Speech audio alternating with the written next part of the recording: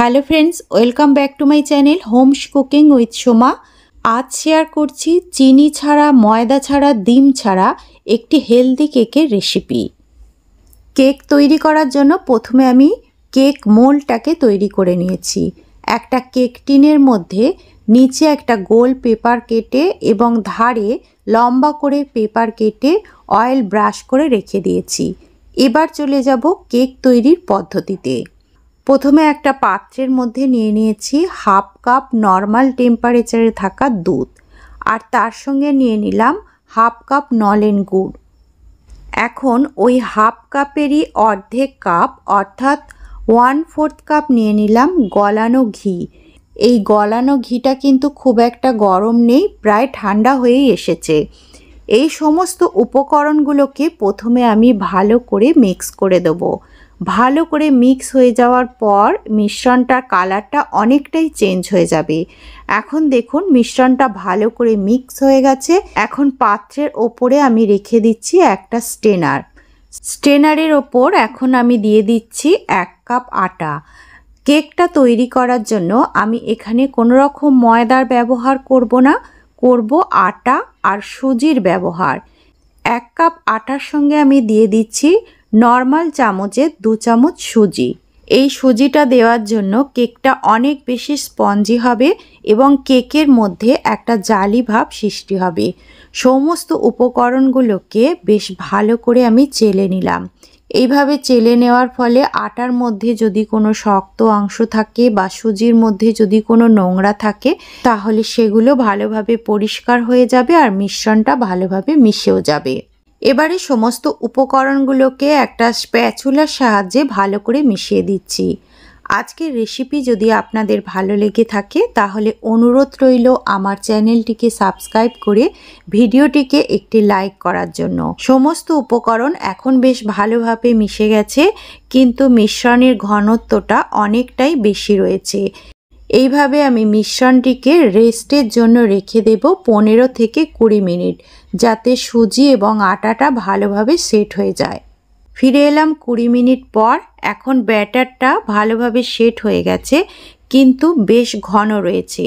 এটাকে সঠিক ঘনত্বে আনার জন্য আমি এখানে নিয়ে নিয়েছি আরও 1/4 কাপ মতো দুধ।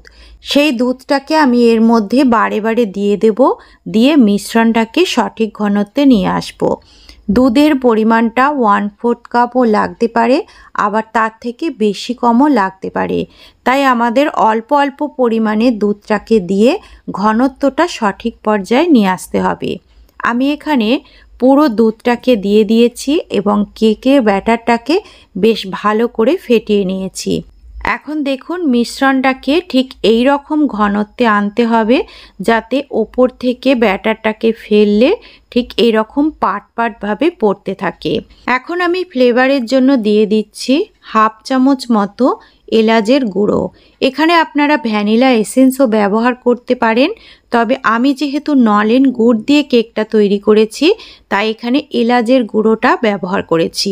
এলাচের গুঁড়োটাকে ভালো করে মিশিয়ে দিলাম।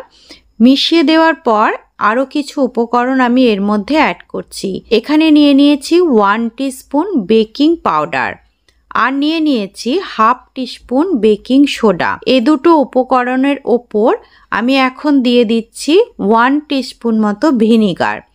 ভিনিগারটা দেওয়ার সাথে সাথে দেখুন একটা ফেনার সৃষ্টি হয়েছে, আর এই সমস্ত উপকরণকে হাত দিয়ে ভালো করে মিশিয়ে দিতে হবে।